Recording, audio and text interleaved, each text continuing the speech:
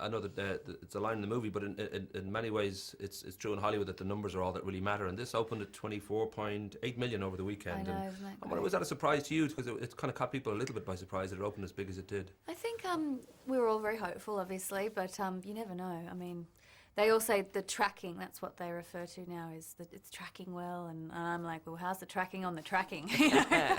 How's that looking? So, but no, obviously, you know, I think it was a great partnership with Alex and with the script, and then obviously with Nicolas Cage, so I'm just proud to be part of it. It's a nice setup, and it kind of sets the tone well in that sort of Twilight Zone thing, and it gets close to being an M. Night Shyamalan movie at times, which is worrying.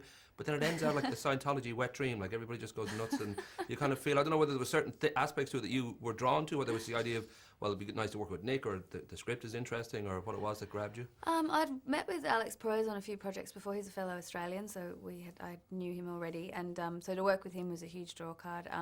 I had huge empathy for my character. I read the script and I was like, something's going on there. You know, she had a really intriguing storyline, and her history is very traumatic, and you know, sort of damage done to her by her mother. And playing a parent was also a really challenging aspect to it. I don't have any children, so that was like a whole other kind of, you know, it's a new thing for me as an actress to be seen as a mother, and you know, there was a lot of elements to it that I was drawn to.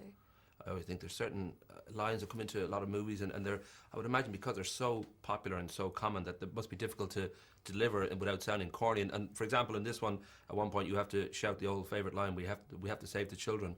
Those kind of moments, I'm guessing as an actor it's quite tough to go there, because you really have to heighten up, you know, the kind of, I don't know what you'd call it, like the sense of urgency and panic and all that. And yet at the same time, you know, you're kind of veering close to cliche. And is that something that you just throw yourself completely into, or do you try to find a different way? Yeah, you can't judge your character. I mean, you can't, then there's no point in even doing it. You know what I mean? You have to be completely on their side. And so for her at that point, she's lost her mind. I mean, she's completely hysterical. Her daughter's about to be taken away unbeknownst to her, but she thinks she's saving the day by running away, and she's ignoring the truth, and you know, it's, the stakes don't get much higher. So it was a very hard scene though. It was freezing and the middle of the night, and it's like the last thing you want to be doing, but you know, that's kind of fun too.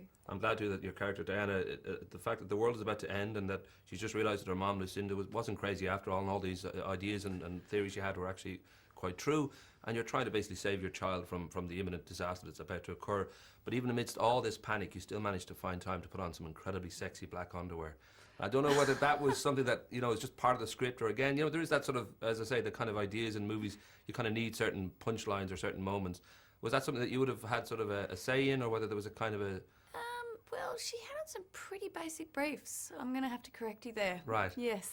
I found them sexy for some reason. Oh, well, you must have been having a slow day. But just, I'm wondering if you get to input a lot into your character. I guess that was the question, really. Whether you feel, well, I can do things with this, or whether it's pretty given where you've got to go with her. No, Alex likes actors, so he's good at collaborating. So we went through everything together. So he was, yeah.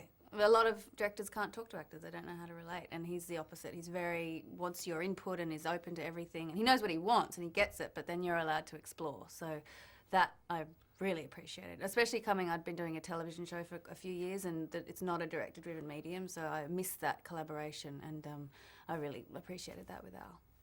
I mentioned before the cameras roll that I met you before for Troy in New York a few years ago, and what struck me then was that, you know, I was waiting to go into the interviews and I saw you coming down on the street on your own into the hotel, the Essex, and it's very rare that you see an actor turn up to their own junkets alone. And I don't know whether your life has changed much since then, because Damages is very popular in the States, and you've had a run of, you know, kind of interesting movies, and the profile rises slowly but surely. Has life changed much since then? I've got a publicist now. That's probably the only difference.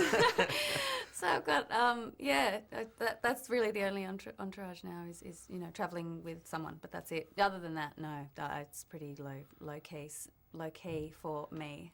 I should mention quickly too the Damages, that it is a time, I spoke with Glenn Close recently, and that there is a time now where TV is such a wonderful medium. When you look at things like The Wire and The Sopranos, and there's such great work going on in TV that it is no longer the kind of poor country cousin of the big screen. Yeah. I don't know whether you sort of, when you took it on, whether there was a sense, well, this is just good for a career, or whether it was the material was just...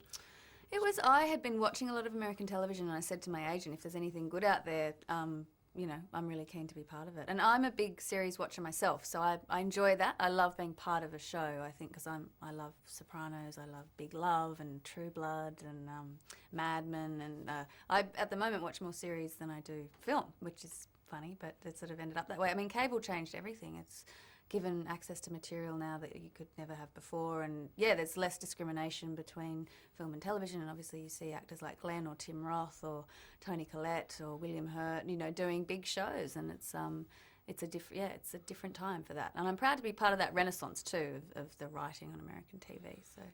And you're Australian, but you're of Scottish and Irish descent. Obviously, the Scottish thing is why you're tight with money, but the Irish thing would explain your sexiness and your artistic nature and your talent and all those various good aspects. I don't know whether you've ever been told or have any idea where all that diddly-eyed blood comes from. Well, I went to Ireland recently and they said to me, "Welcome home," at the passport office, which I very much appreciated. And I didn't have to spell my name once when I was in the country, so that I also saved a lot of time.